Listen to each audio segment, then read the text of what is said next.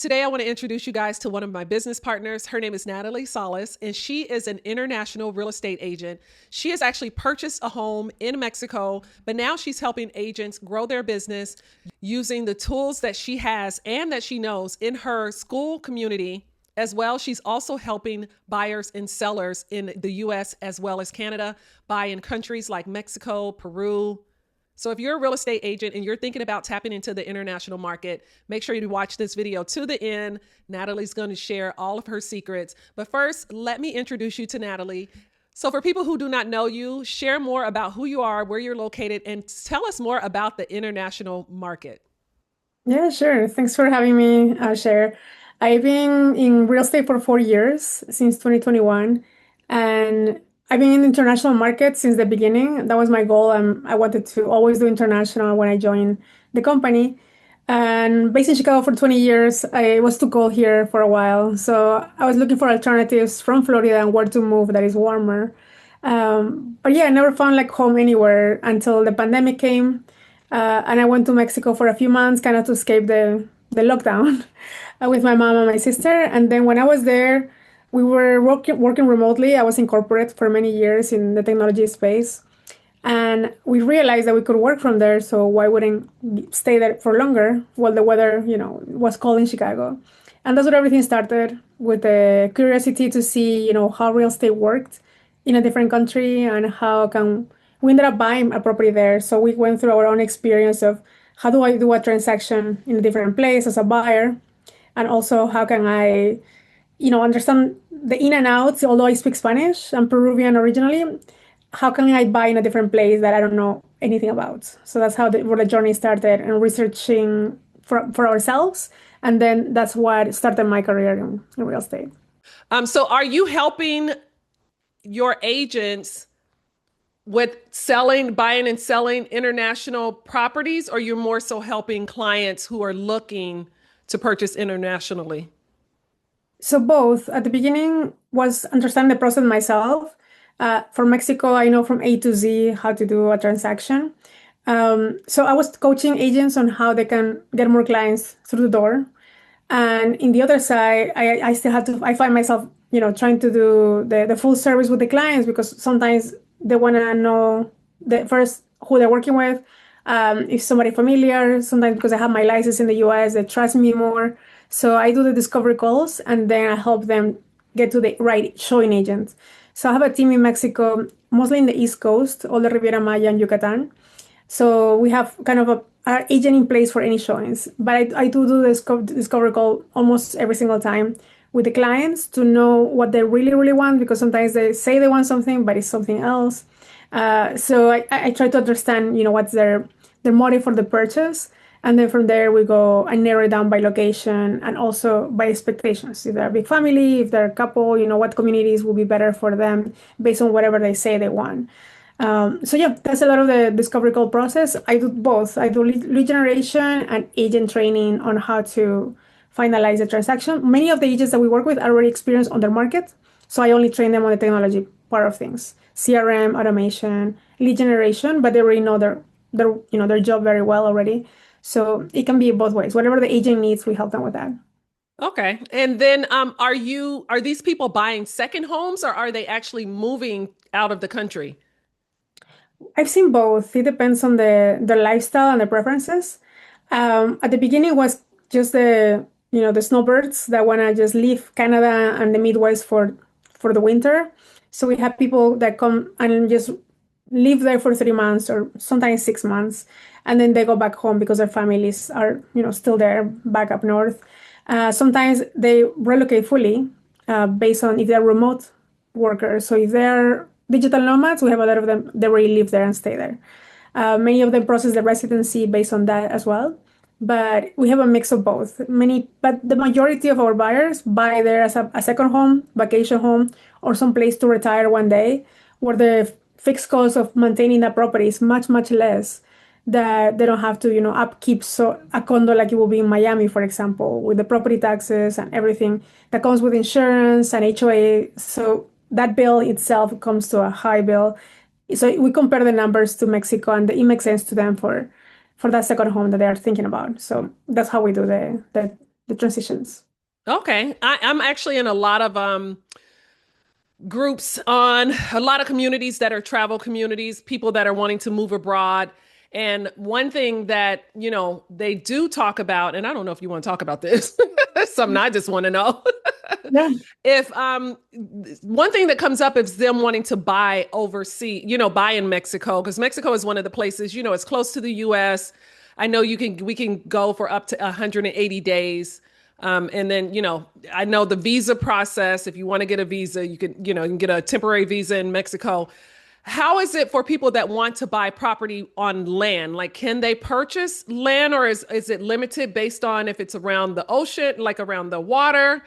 What's that process look like? Do you recommend mainly people to buy condos because it's probably is it an easier process?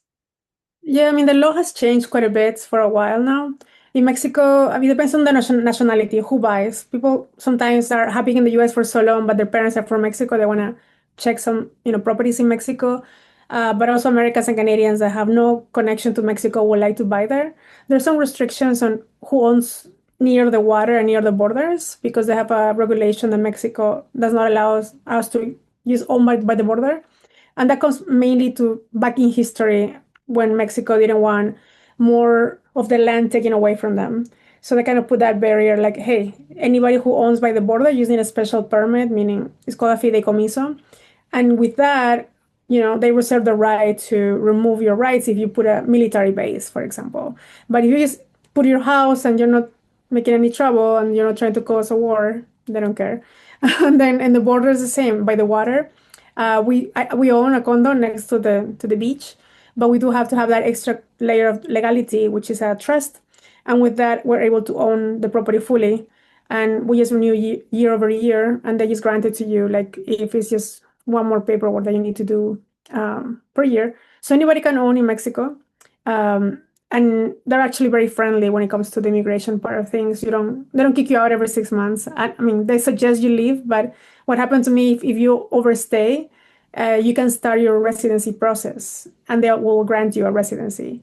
So I got a residency by staying 6 months and a week.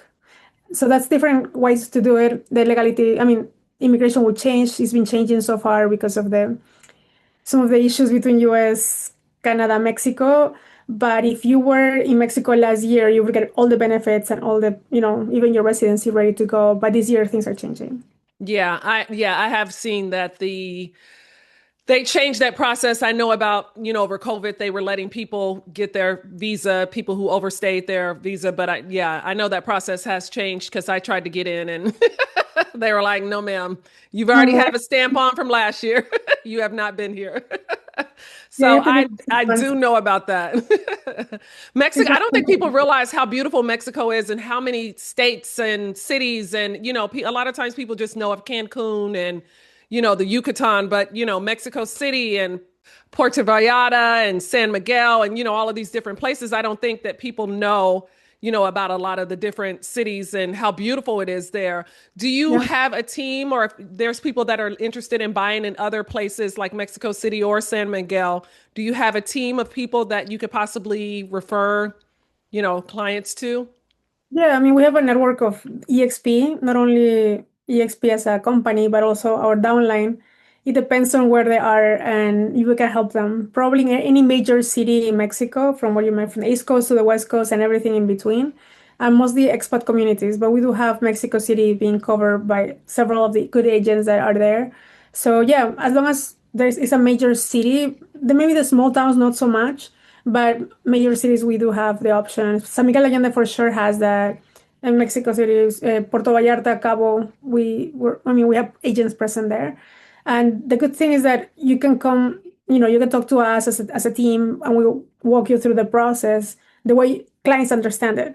Because sometimes when they get to the showing agent locally, some agents do understand how international buyers buy, but sometimes the local agents they might not understand. So we do have that, we're the middle person to help them with not translations per se, but the translating the culture.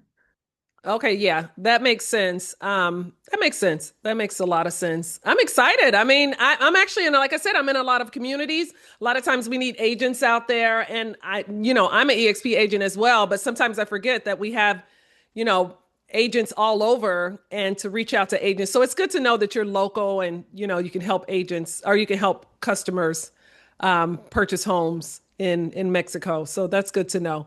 So you talk about so you mentioned that you sell there, you purchase there. Let's talk more about the cost. Like I know, I hate when I hear people say it's so cheap. It's because one, it's disrespectful, it's rude, but it is a lot less than the US, a lot of US cities. Let's talk about the cost. Like how much is a one bedroom, in the areas that you sell in? And I'm sure the cost has gone up since you've purchased your condo there. But can you tell us a little bit about the cost of? Yeah, for sure. Like it will vary and it just goes up year over year due to inflation everywhere around the world. Yeah, when I think we got our condo, a two bed, two bath for 165,000 USD. And now right now, if we want to sell it, it's like 210 and it's been 4 years. So it's gone up over time and it's gone up consistently. So it's not little. But also it depends where you buy, where the appreciation will grow. So of course the beach areas are the most popular. It's much less expensive than the US. I'm always comparing, I do the number comparison with Miami because we have a similar beach and then the Caribbean of Mexico. So then when we do the comparables on the numbers for lifestyle and cost, the East Coast of Mexico is not cheap. So I will call it, it's like New York of Mexico because it's in the East Coast, it's by the water, and it's one of the most expensive areas of Mexico.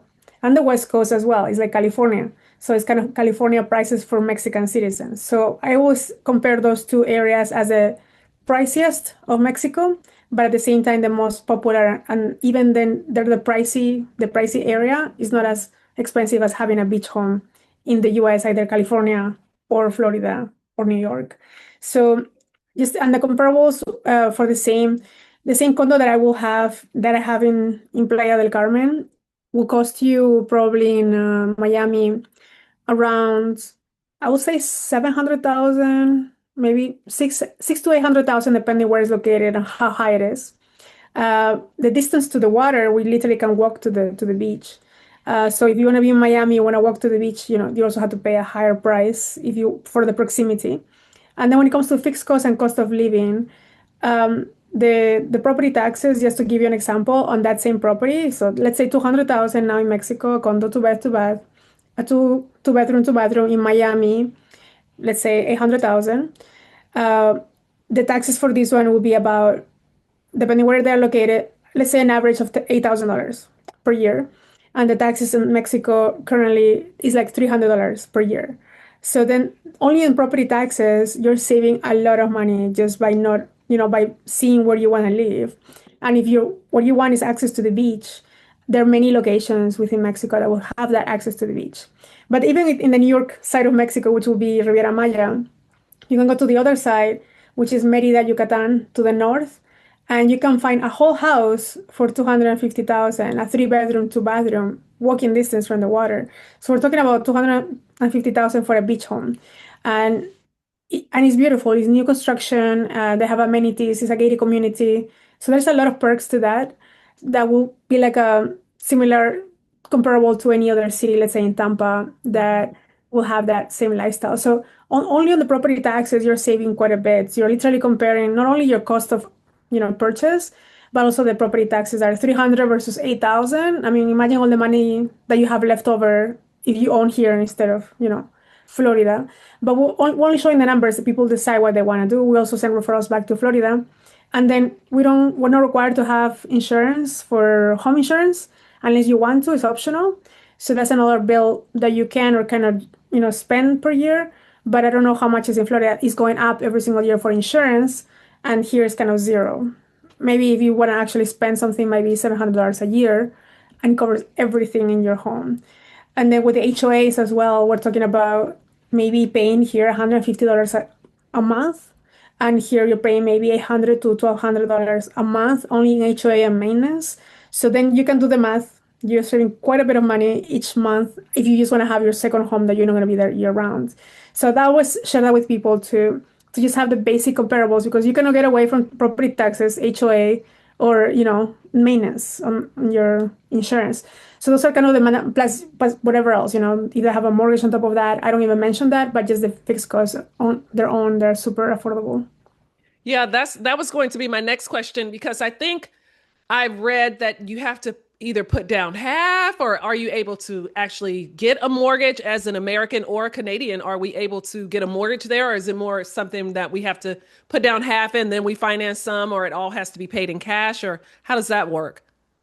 Used to be paid in cash before because they didn't have many financing options up until 3 years ago. There weren't that many financing options when I was there at the beginning of 2021.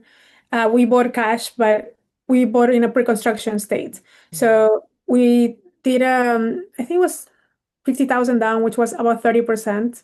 And then the rest we pay over time for 18 months, almost 2 years. And you just do installment until they're ready. And at that point, you negotiate with the developer, but at that point you can have the leftover, which might be a 30%. And all this plan is done with the developer. Each developer has their own options, and you can negotiate any terms or conditions. And if you do a larger down payment, they give you a larger discount on the total price. So if you want to pay cash at least half, always negotiate less price of the full amount, and they always give you a discount when you pay more. You're not required to do 50% right now. Now that have the options, even 10% down for homes that start at 150,000. We have several in Merida and Cancun, and they're pre-construction that are going to be built in the next 2 to 4 years. So it depends on the buyer. If they want to, pay quickly and just be done with it, is easier. You pay no interest with the seller's finance option. If you go the financing route, there are now banks, but they only finance you something that is physical, that is real, that is ready to go. They have a title. They won't finance anything in pre-construction, of course, because it doesn't exist yet. So when it's a full finished house and it's in a resale process that we have a title, the bank will finance that property up to 70%, I believe. So there are some banks that do more. But now they're changing. That's changing because they're giving more options. So with the down payment, is not is it depends. You can negotiate that with the seller, and the bank will tell you the terms and conditions. It's secure to buy with the bank because they will do the appraisal and make sure that the price that you're paying is the closest to the actual value, and also they will do the insurance if you default paying or anything like that. But the interest rate on the financing, if it's a regular mortgage, it's much higher than the US. And we're talking about anywhere from 9 to 14%. So that's why people in Mexico rather just pay it as fast as possible and not have that debt. But if somebody wants to borrow the money, I mean, they will find ways to have a lender finance you. They just keep in mind that if it's an investment property and you're spending 14% in your interest, you might eat out your income. Let's say if you're doing property for that you want to rent out or you want to invest. So those are the kind of things we keep in mind. Yeah, I was just thinking, even if it's 12, 14, 9%, it's still on a lower amount if you put down half. So it may make sense for some people to get them in the property in the beginning and then maybe pay the balance. What about, you mentioned a little bit about so people aren't fully moving there or for the snowbirds. What are these properties able to be Airbnb'd or rented? I actually stayed in a really great property when I went to Tulum last year and it was a Airbnb and it was such a great property. It had a restaurant, a bar. It was really, really, really cute. Are they able to use these properties as an Airbnb or to rent it while they're not there? Yeah, absolutely. Mexico has almost no restrictions when it comes to those things. It's very friendly. They let you do whatever you want. Sometimes that's good, sometimes that's bad, because they can also have a party next to you and you're like, what's going on? Somebody rented an Airbnb, I just want to sleep. But other times you're like, they don't give you any restrictions, so you can literally do whatever you want with your property. You can occupy it full time. They don't have any rental caps. I haven't heard about any rental caps that certain amount of people need to live there. It's more like, hey, you buy it, it's yours to do whatever you want with it. And if you put it in Airbnb, that's good for you. As many months of the year, they don't have any restrictions either. They do now have a tax though. There's a 30% tax on Airbnb income that gets taken away from the booking. So either the client pays for it or the property manager takes care of it, but you will receive probably uh, two-thirds of whatever the price is per night, let's say. So other than that, yeah, you can do whatever you want with your property, and there's no usually 99% of the time there's no restrictions. That's good to know. Some of the properties that I see in Mexico, I'm just like, I could just pack up and move there right now, like fully lived, beautiful modern homes, beautiful condos. Like it's so different than the US. I think we need to take notes on the architects and how Yeah, they build over there. beautiful. Just beautiful. But one thing that I do notice is with a lot of the new homes, sometimes they don't come with a kitchen. Like there's no kitchen. I've been doing my homework, right? There's no kitchen. It's like no. It depends what you buy. Okay. Sometimes we have some homes like in Cancun that come with no kitchen, but they're $60,000. It's a two-bedroom, Oh. two-bathroom home.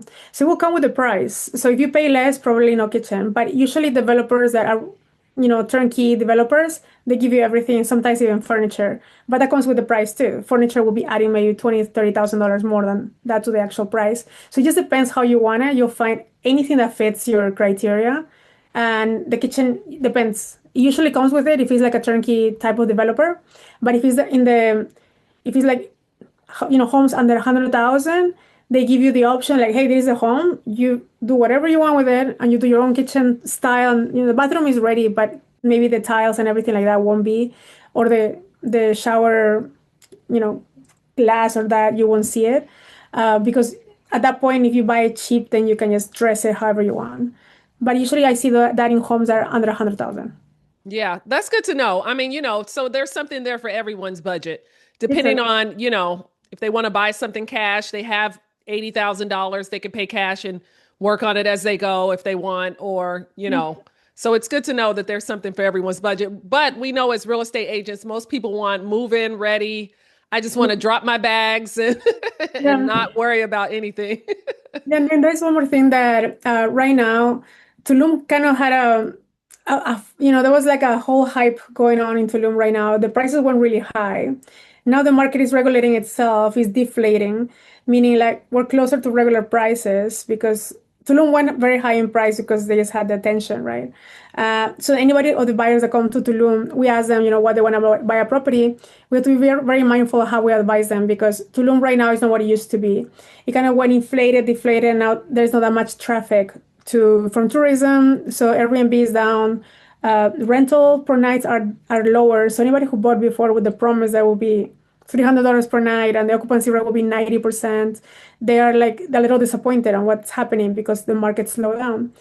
So we right now are very mindful on how we sell Tulum area. Although there's beautiful properties, we do not recommend to do pre-construction in Tulum at this point in time because there's a lot of projects that have been abandoned and there's a lot of litigation and problems with that. So when it comes to that, we always ask, hey, just let us know what you want and how you need it. We'll do the research on whatever you're looking at online, because now everything that is online not necessarily is true on in paper.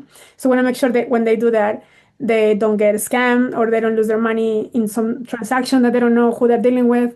And that has been happening day over day. And so then it kind of like makes the location look bad, but it's just certain people that take advantage of this traffic that is coming in and opportunities. So we're always right now we're warning buyers that Tulum right now is at a discount, meaning buy something that is ready, that has already been, finished. It has a title on it, and probably that will be at a discount because people are now want to sell because they're not making any money, or because they want to sell because they bought it at that price, so they're kind of like selling at cost. So this is a good market right now for resale, but something that is finished, ready to go, and is you can find things like 40% off sometimes from what it used to be. So we're very mindful with that market because it has a bad rep right now, and we see why. So that's why when people come, hey, I want to buy into Tulum, we're like, okay, well, hold on, why? And then if it's for high returns and for investment, that market right now is not providing that. So we always very transparent with clients.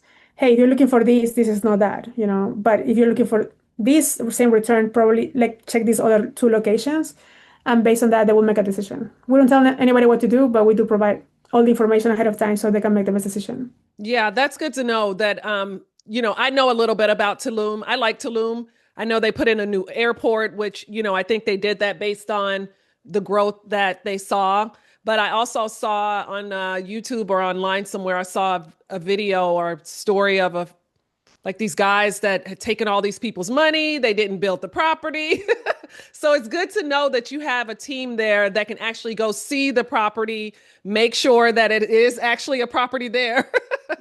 Yeah, very Because important. you never know. I mean, you never know. Even like now I'm working with a client that's in California. I have to go out and do the due diligence for them. So it's good to know that you have someone there that's honest, that's going to make sure that, they're getting what they're paying for.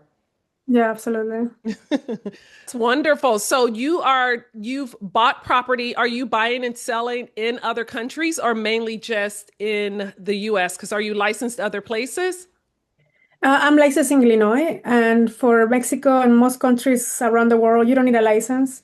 So I started my career in the US, and then I ended up coming to Mexico. And I started with referrals. Since I didn't understand the market fully, maybe I just sent referrals and understand the market locally. And I started with Mexico. And from there, I started studying other cities, other countries around the world to understand what the buying process.